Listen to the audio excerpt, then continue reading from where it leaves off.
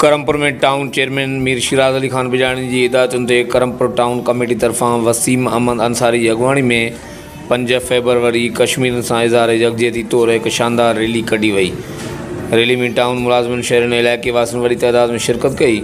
Rally में शरीक अॻुवान शहरनि ऐं इलाइक़े वासियुनि चयो त 5 फरवरी ते अहद कयूं था त मक़बूज़ा कश्मीर जी आज़ादी असांजो वाइदो ऐं ईमानी जज़्बो आहे।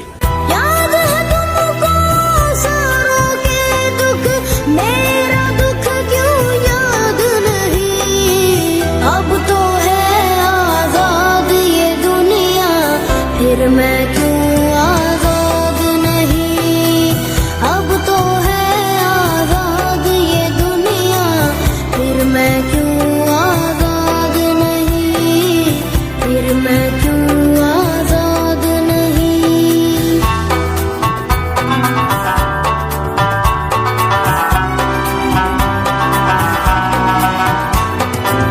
किसके खौफ से मुझको सुला